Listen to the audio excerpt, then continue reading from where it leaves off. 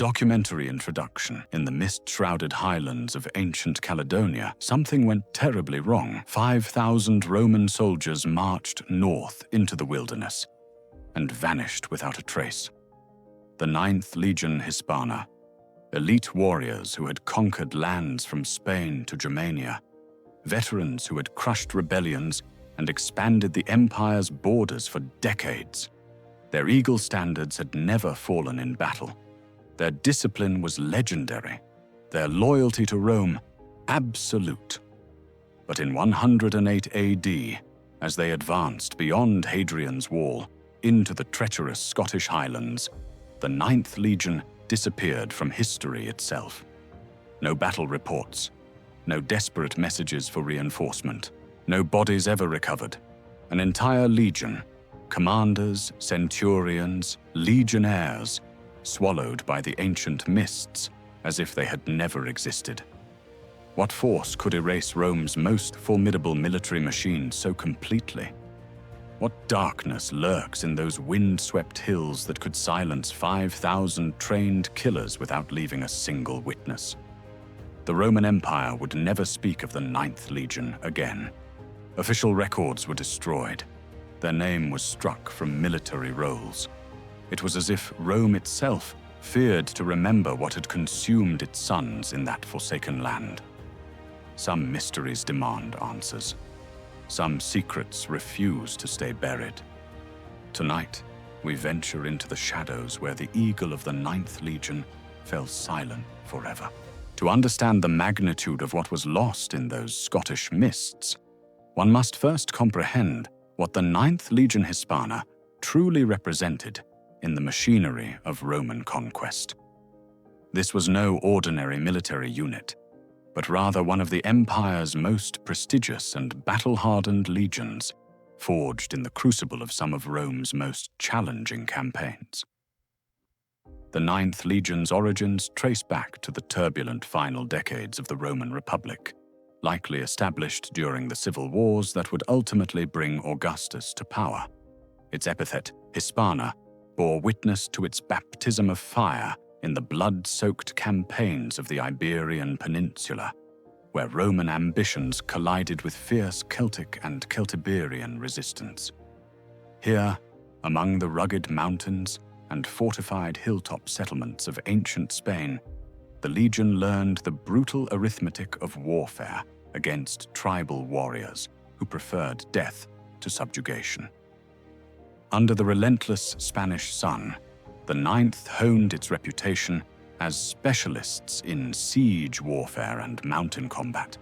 The Legion's engineers became masters of building elaborate siege works against seemingly impregnable Celtic fortresses, while its infantry perfected the deadly coordination of javelin volleys and shield wall advances that would break the spirit of the peninsula's warrior tribes.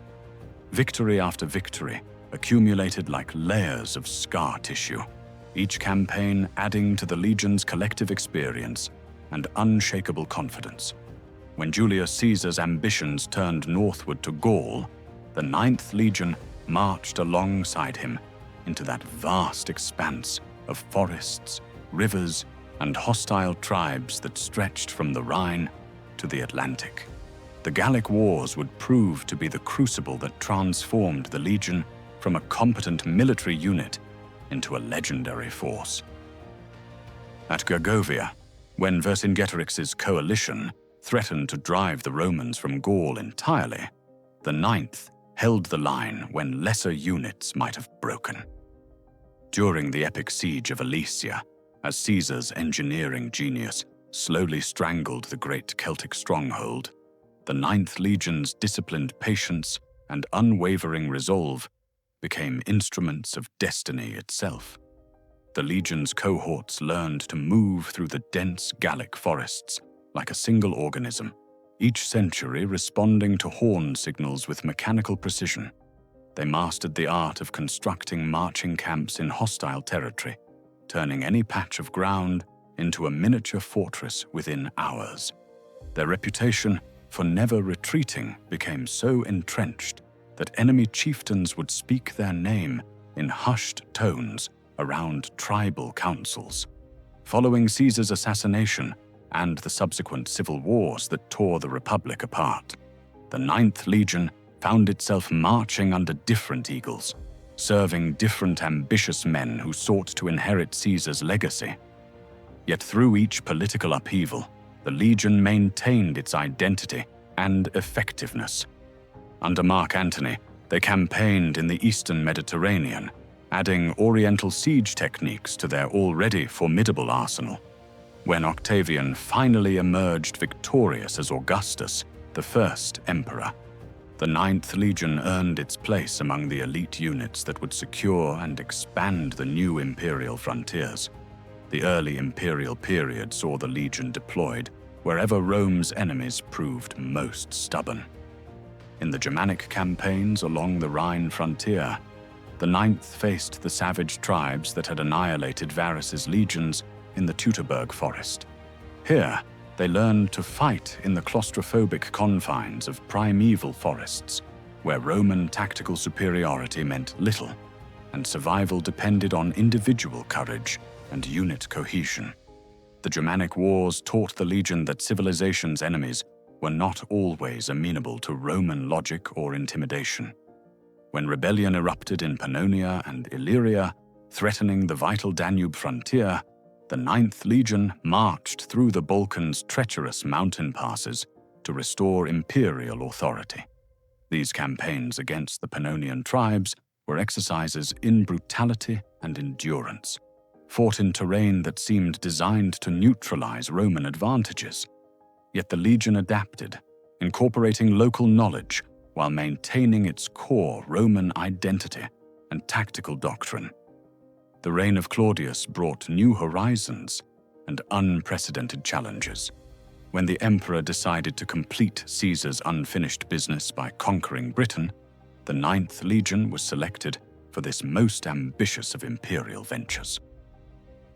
In 43 AD, as part of Aulus Plautius's invasion force, the Legion crossed the treacherous waters of the English Channel and set foot on British soil. Here, beyond the edge of the civilized world, they would encounter enemies unlike any they had faced before.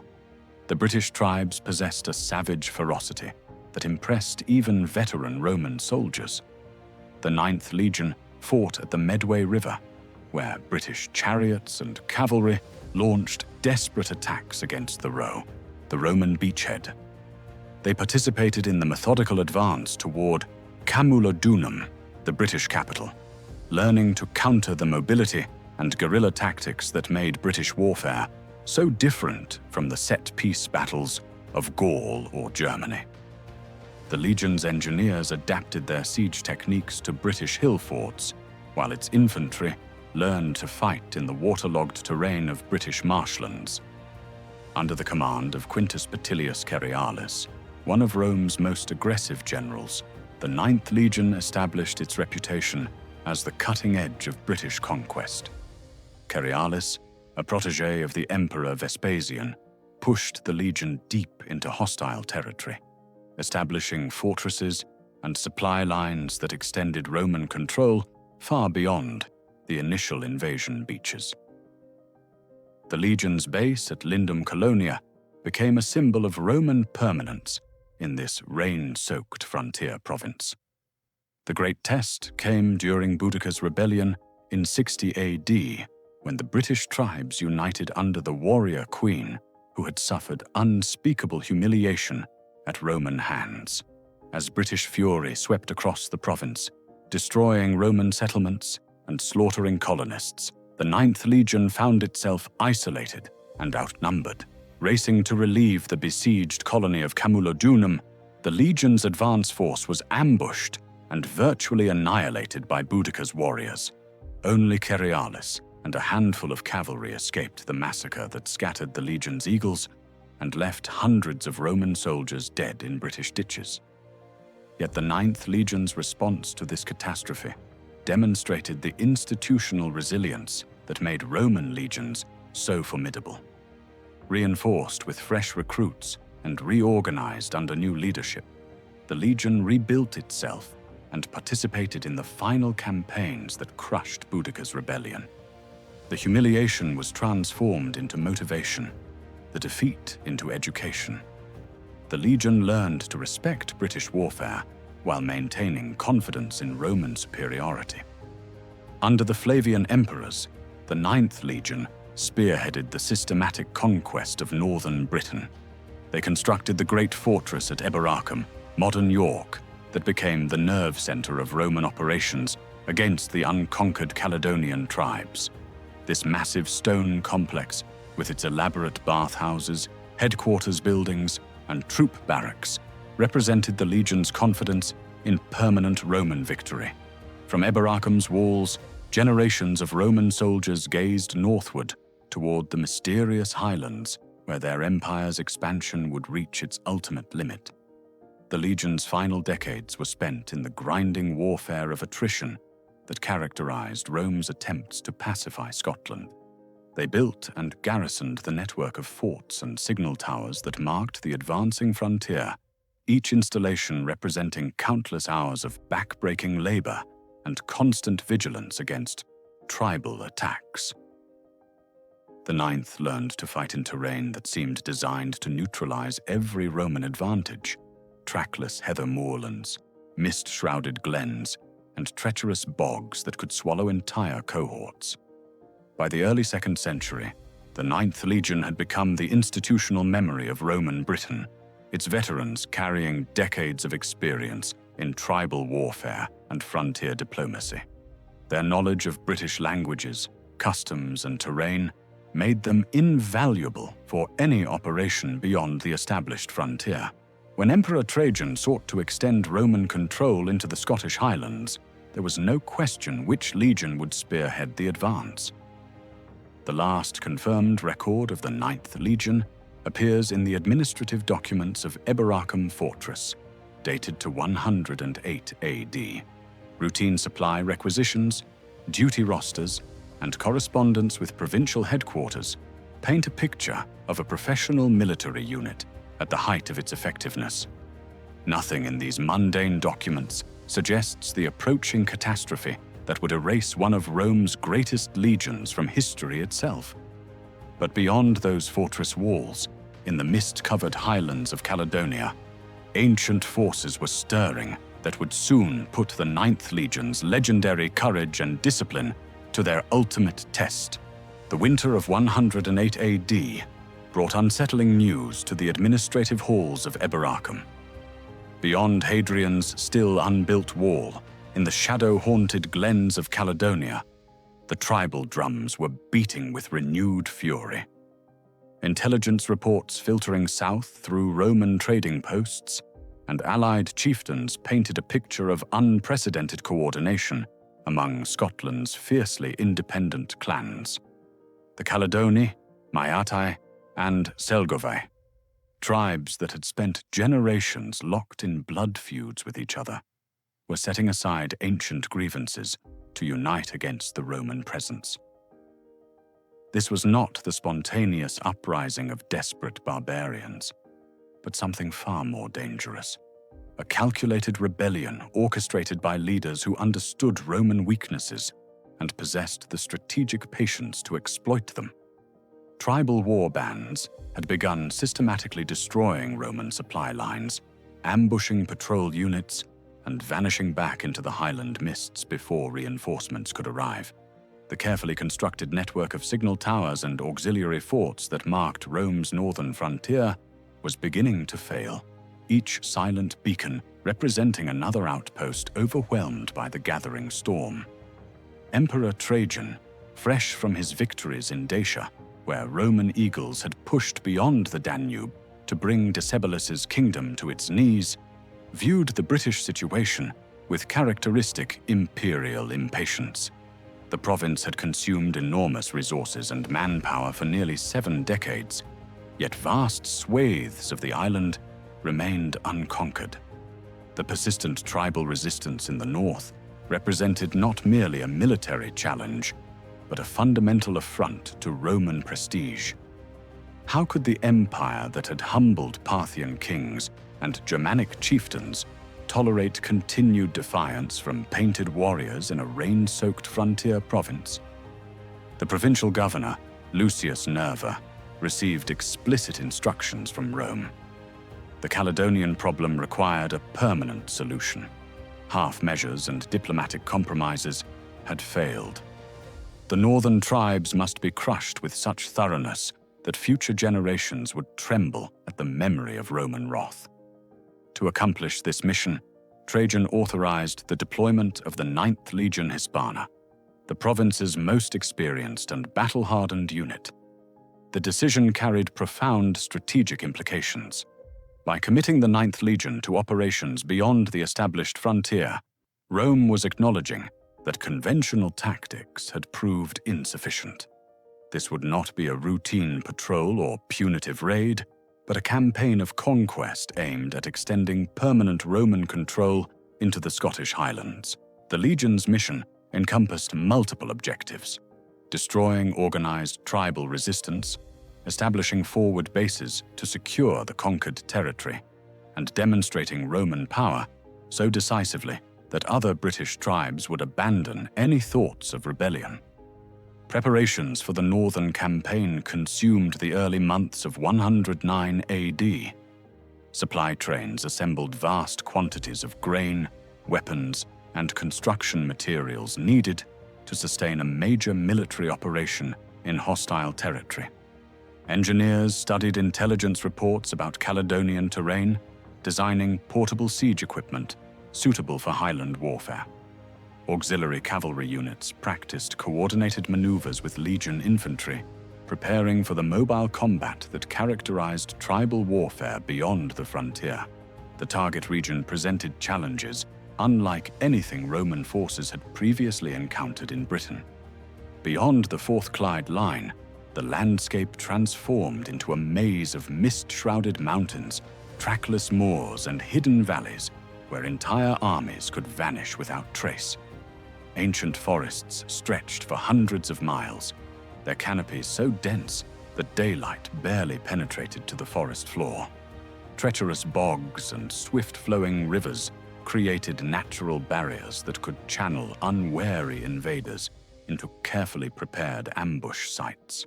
The Caledonian tribes had spent generations perfecting their knowledge of this unforgiving terrain. They moved through the highlands like ghosts, appearing suddenly to strike Roman patrols before melting back into landscapes that seemed to swallow them whole. Their tactics emphasized speed, stealth, and intimate knowledge of local geography, advantages that neutralized traditional Roman superiority in equipment and training. Previous Roman expeditions had learned to their cost that conventional military doctrine required radical adaptation when confronted with enemies who refused to fight pitched battles. As spring arrived and campaign season began, the 9th Legion assembled at forward staging areas near the frontier. Auxiliary units from across the province converged to support the operation. Batavian cavalry renowned for their skill in river crossings, Germanic infantry experienced in forest warfare, and British auxiliaries whose tribal origins provided valuable intelligence about enemy customs and terrain. The assembled force represented nearly 8,000 soldiers, a significant proportion of Britain's garrison committed to a single offensive operation.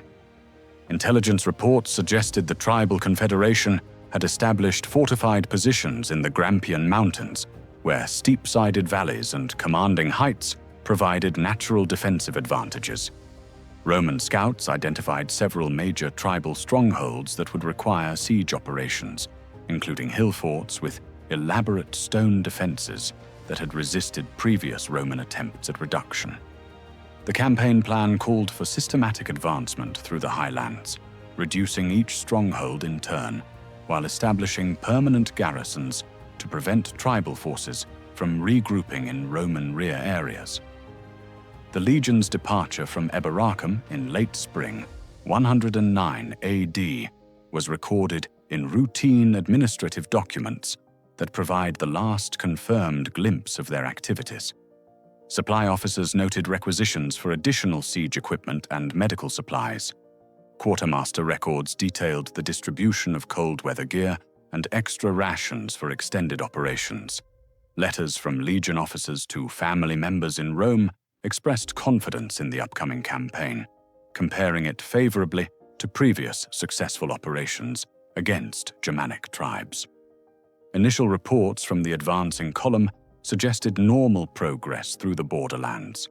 Signal fires confirmed the Legion's passage through established checkpoints, while messenger cavalry carried routine dispatches back to provincial headquarters. The 9th Legion appeared to be executing a textbook advance into enemy territory, their disciplined columns maintaining formation despite increasingly difficult terrain and sporadic tribal harassment. Then, somewhere in the mist-shrouded valleys beyond the Antonine Wall, communication ceased entirely. The methodical flow of reports that had tracked the Legion's progress simply stopped, as if an invisible curtain had descended across the northern frontier. Signal towers that should have relayed messages from the advancing force remained dark. Messenger riders dispatched to establish contact with the column never returned. Supply convoys sent to predetermined rendezvous points found only empty moorland where Roman camps should have been. Provincial administrators initially attributed the communication breakdown to temporary disruptions caused by tribal activity or adverse weather conditions. The Scottish Highlands were notorious for sudden storms that could isolate military units for days at a time. Previous campaigns had experienced similar communication difficulties without catastrophic consequences. Yet as days stretched into weeks without any word from the 9th Legion, concern transformed into alarm, then into something approaching panic. Desperate attempts to re-establish contact revealed the true scope of the emerging catastrophe.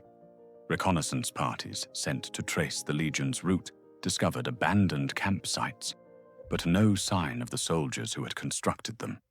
Auxiliary cavalry units pushed deeper into the highlands, following ancient trackways and river valleys where Roman forces might have advanced. They found scattered equipment, broken weapons, and disturbing evidence of hasty departures, but no survivors who could explain what had transpired. The silence from the north became a source of growing unease throughout the province. Auxiliary units stationed along the frontier reported strange sightings, mysterious lights moving through the highlands at night, the sound of distant horn calls echoing from uninhabited valleys, and disturbing discoveries of Roman military equipment in locations where no official operations had been authorized. Local civilians whispered of cursed lands where ancient powers still held sway, and of tribal shamans who commanded forces beyond Roman understanding. As autumn approached and hopes for the Legion's return diminished, provincial authorities faced an unprecedented crisis. An entire legion, 5,000 of Rome's finest soldiers, had vanished without explanation in the trackless wastes of Caledonia. No battle reports documented their fate. No prisoners had been taken to provide intelligence about their destruction. No eagles had been recovered to confirm their annihilation. The 9th Legion Hispana had simply ceased to exist, leaving behind only questions that defied rational explanation. Official correspondence between Britain and Rome during this period reveals the profound confusion and embarrassment that accompanied the Legion's disappearance. Provincial governors struggled to explain how such a catastrophe could have occurred without generating any reliable intelligence about its causes. Military experts debated whether the Legion had been destroyed in battle, had defected to the enemy, or had fallen victim to some natural disaster that left no issue. When archaeology confronts historical mysteries, it promises the comforting weight of physical evidence, tangible proof that can resolve what documentary sources leave ambiguous. Yet the archaeological record of the 9th Legion Hispana presents a paradox as frustrating as the documentary silence. Artifacts that raise more questions than they answer. Material evidence that seems to mock rather than illuminate the circumstances of the Legion's fate. The most substantial archaeological traces of the Ninth Legion emerge not from the Highland battlefields where they supposedly met their doom, but from their former garrison at Eboracum, modern York, where decades of occupation left behind a rich material legacy. Excavations beneath York's medieval cathedral have revealed extensive Roman military installations, including elaborate bath complexes, administrative buildings, and barracks that housed the Legion during their final years of documented service. These structures speak to permanence and confidence, betraying no hint of the approaching catastrophe that would erase their builders from history. Among the most significant discoveries are the tombstones and memorial inscriptions that commemorate individual legionnaires and their families. The gravestone of Lucius Ducus Rufinus, a standard-bearer of the Ninth Legion, provides a poignant glimpse into the personal lives of men whose collective fate remains unknown. Carved with meticulous detail, the stone depicts Rufinus in full military regalia, bearing the Legion's sacred eagle and surrounded by symbols of his rank and achievements. The inscription, dated to approximately 100 AD, represents one of the latest confirmed references to active personnel of the Ninth Legion. Yet these memorial stones raise disturbing questions about their own preservation. Roman military cemeteries typically accumulated tombstones over many decades, creating archaeological layers that document the evolving composition and activities of garrison units. The Ninth Legion's cemetery at York displays an unusual pattern: intensive use during the 1st century AD, followed by an abrupt cessation of new burials around 108 to 110 AD. This chronological boundary corresponds precisely with the period of the Legion's disappearance, but offers no explanation for why families suddenly stopped commemorating their dead in a location that had served this purpose for generations. Even more puzzling is the apparent deliberate destruction of certain inscriptions. Several tombstones bearing references to the Ninth Legion show evidence of systematic defacement, with specific portions of text carefully chiseled away, while leaving surrounding decorative elements intact. This pattern suggests not random vandalism, natural weathering, but purposeful erasure of information that someone found objectionable or dangerous to preserve. Archaeological analysis indicates that this defacement occurred within decades of the stone's original installation, suggesting contemporary rather than later historical motivations. The famous Vindolanda writing tablets, discovered at a Roman fort along Hadrian's Wall, provide additional tantalizing glimpses into the Ninth Legion's final period.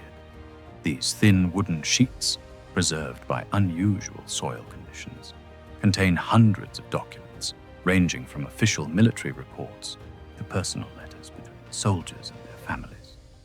Several tablets reference the Ninth Legion in contexts that suggest routine military operations during the early 2nd century, but these references stop abruptly without explanation or transition to alternative designations. One particularly intriguing tablet, designated Vindolanda 2164, contains a fragmentary inventory that appears to list military equipment associated with Legion. The document is damaged, with crucial portions illegible, but surviving text mentions quantities of weapons, armor, and supplies that seem excessive for normal garrison requirements. Some scholars interpret this as evidence of preparations for major military operations, possibly the Caledonian campaign that resulted in the Legion's disappearance. Others argue that the quantities suggest demobilization activities, supporting theories that the Legion was transferred rather than destroyed. Archaeological excavations throughout the Scottish Highlands have uncovered scattered Roman military equipment that might relate to the Ninth Legion's final campaign.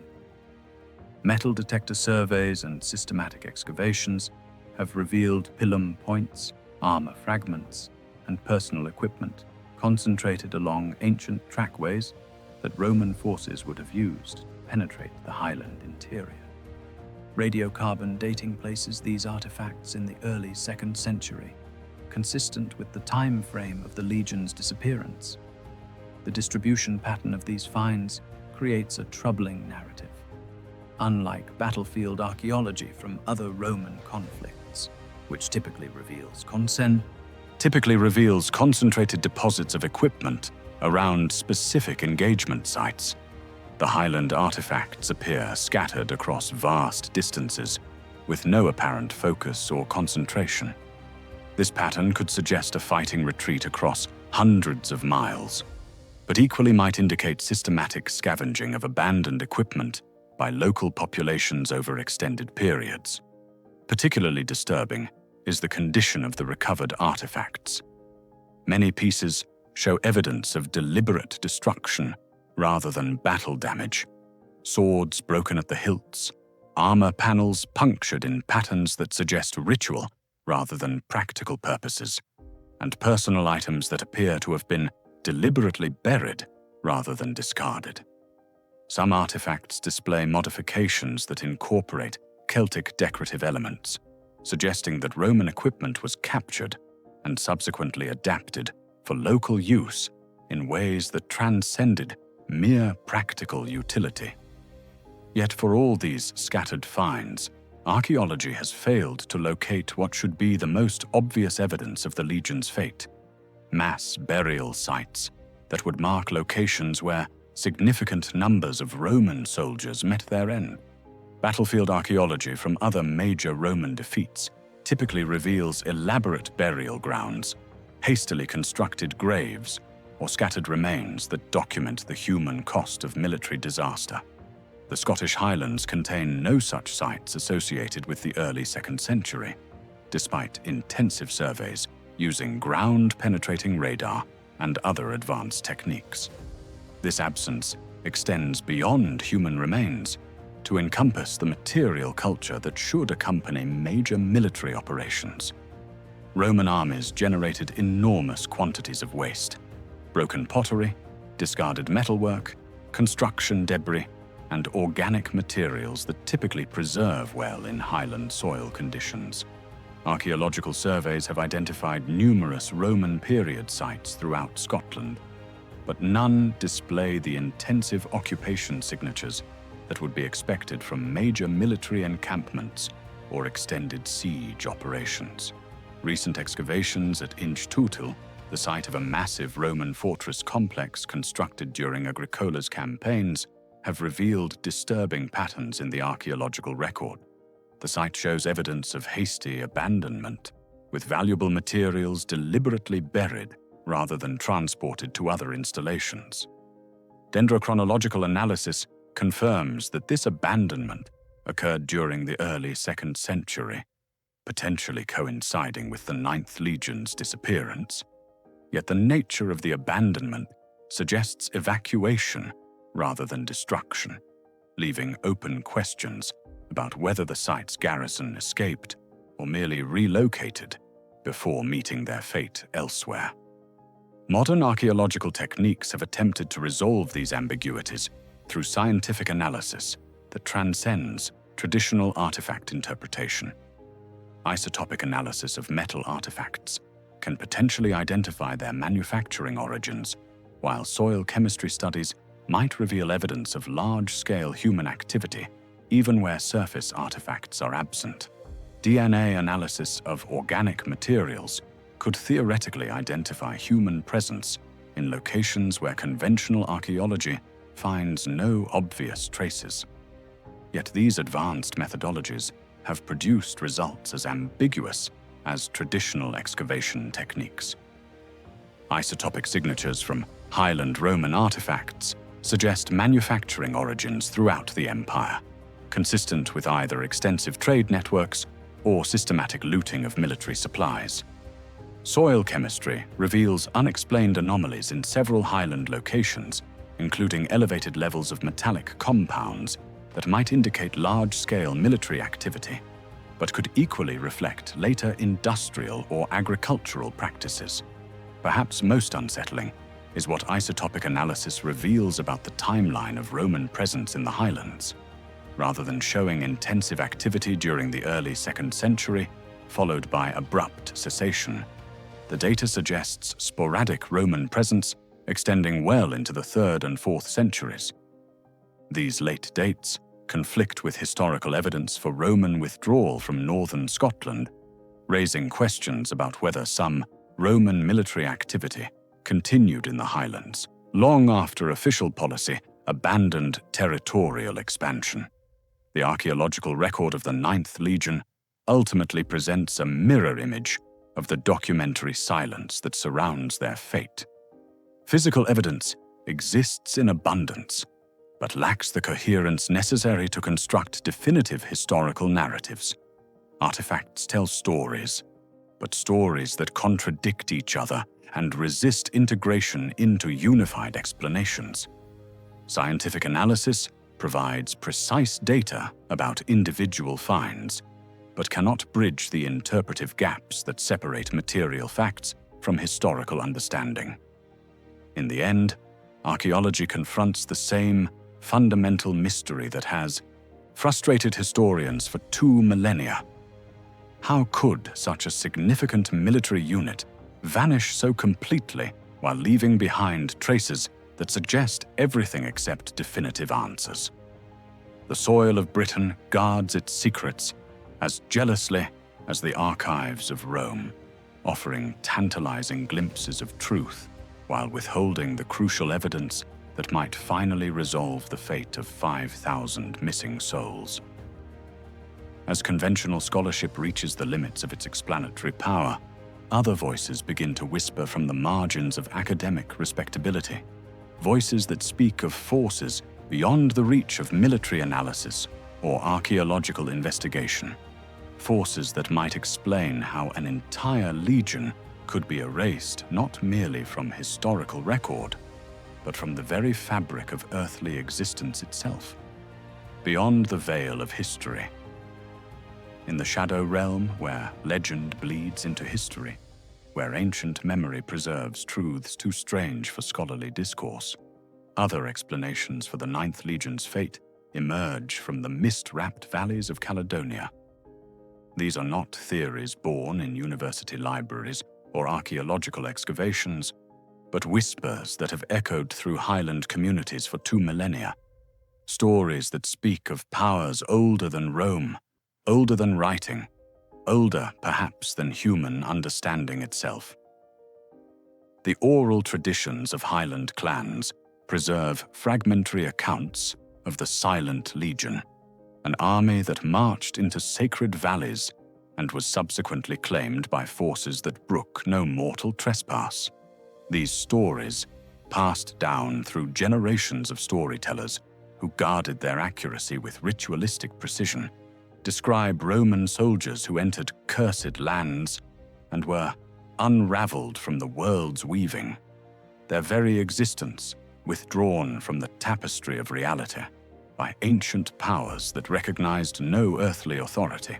Celtic Druids, according to these whispered traditions, possessed knowledge that transcended the material realm, understanding of cosmic forces that could bind or unbind, create or uncreate, depending upon the speaker's will and the listener's worthiness.